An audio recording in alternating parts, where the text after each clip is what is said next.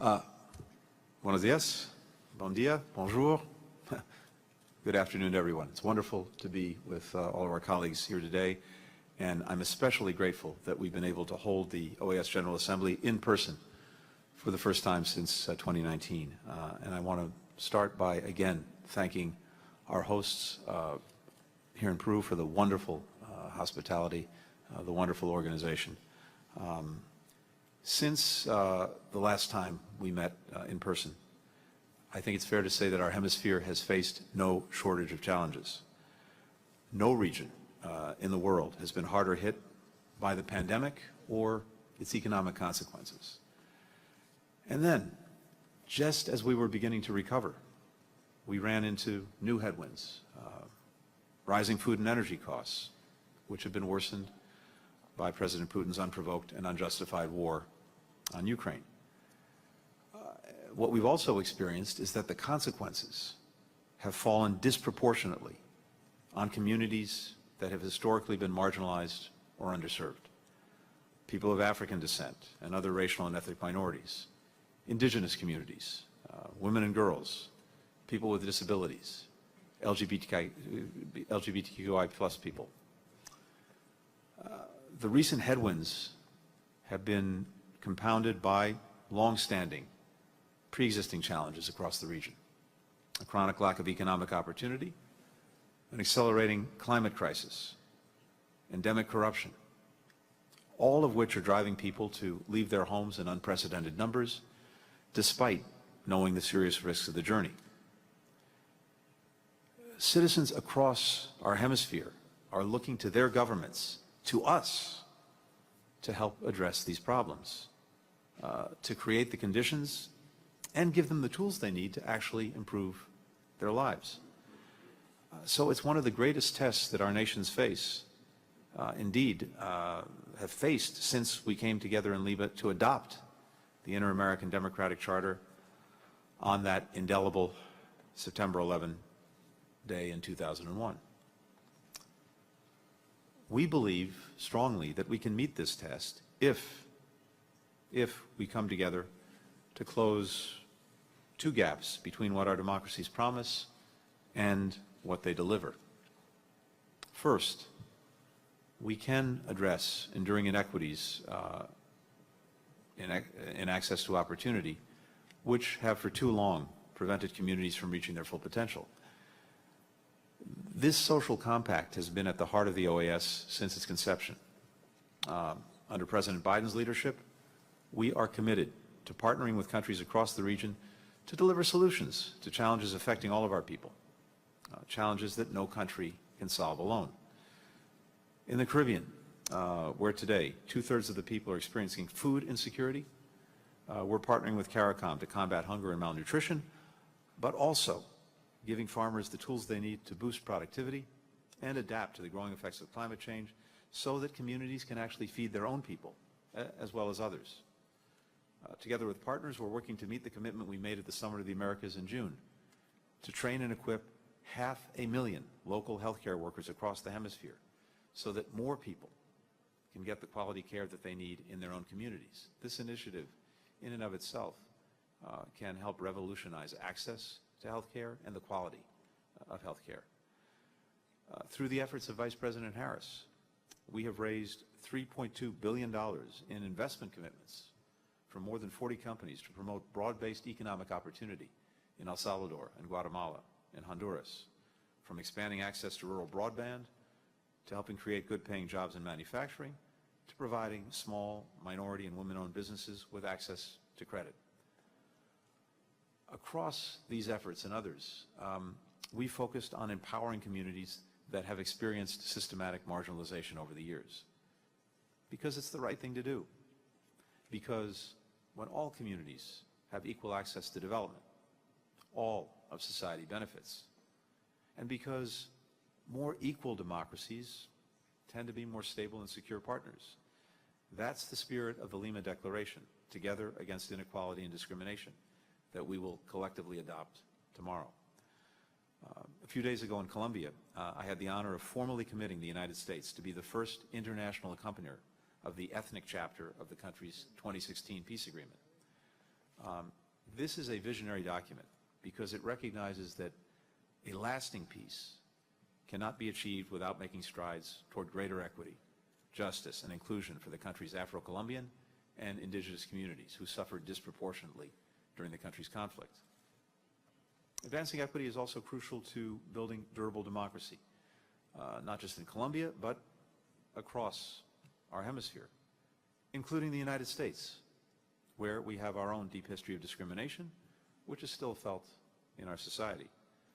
That's why President Biden has made the fight for equity and racial justice a priority for our administration at home as well as around the world.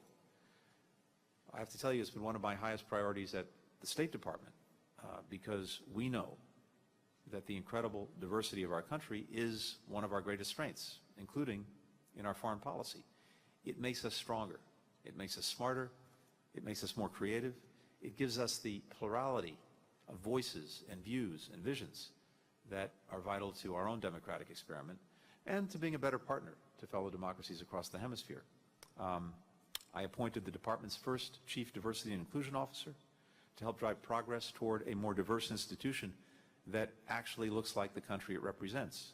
And, as well, our first Special Representative for Racial Equity and Justice, Desiree Cormier-Smith, who's part of our delegation to the General Assembly, to help us promote these efforts around the world. So, that's one big piece. The second is this. We believe that we have to recommit to delivering on the core principles of our OAS and Inter-American Democratic Charters. There are so many ways member states can help make real the commitments embodied in those charters. We can unequivocally condemn the authoritarian regimes in our region and take collective steps to hold them accountable.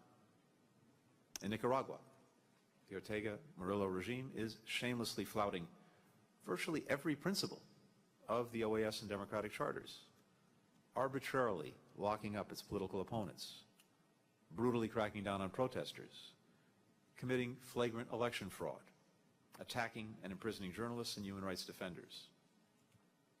The Cuban regime continues to imprison hundreds of people unjustly detained in the July 11, 2021 protests for the supposed crime of coming out into the streets to peacefully call on their government to meet their basic needs and for demanding human rights. Some of those incarcerated are minors. Others were sentenced to decades in prison just for speaking their minds. Meanwhile, in Venezuela, the Maduro regime has repeatedly denied the Venezuelan people's right to pick their own leaders, caused a humanitarian catastrophe that's displaced more than 6 million Venezuelan refugees and migrants, toward whom Venezuela's neighbors have shown extraordinary generosity.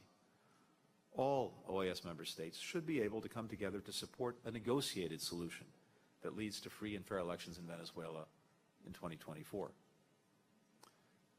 We can further reaffirm our commitment to the OAS and democratic charters by defending their principles around the world, as our member states did when the OAS became one of the first multilateral bodies to condemn President Putin's brutal war on Ukraine and then subsequently suspended Russia's membership as a permanent OAS observer. It's crucial that we stay united by condemning Russia's sham referenda as a violation of international law and unequivocally rejecting any attempts to illegally annex Ukrainian territory. And I think the statement that member states signed on to today, led by Guatemala, demonstrates that. And we hope that countries will similarly support the UN General Assembly resolution that is expected to come up in the next week or so. We can help our fellow democracies that are struggling most to meet their citizens' basic needs.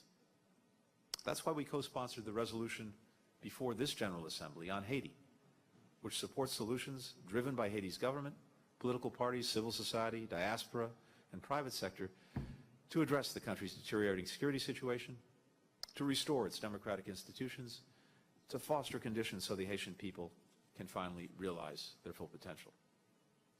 Finally, we can speak up when democratically elected leaders in our region borrow from the playbook of autocrats to try to stay in power and erode checks and balances, like passing legislation that grants the government overly broad powers to crack down on the media and civil society, extending term limits, harassing, persecuting, or firing independent government officials like prosecutors and judges, for doing their job.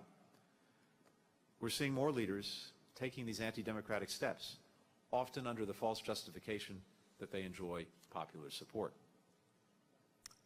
We will work to bring more partners into this effort: civil society organizations, the private sector, youth groups, and other parts of our governments, which is why the United States is pleased to present new text for this Assembly, calling for more robust interparliamentary engagement on issues of common concern.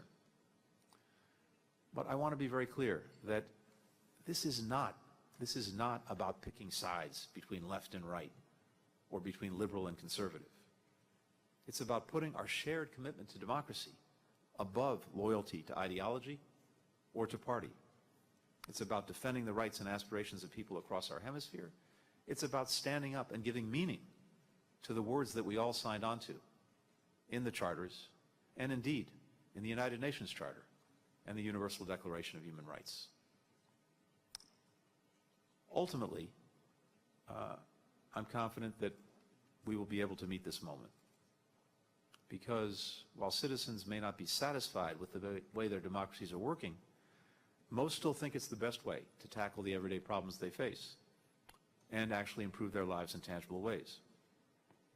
Citizens still believe, and if they believe and are willing to engage, to be our partners across this hemisphere in improving democracies from within, then there is no challenge that we cannot overcome if we do it together. That's the spirit that the United States brings to our common enterprise and to this hemisphere that we share.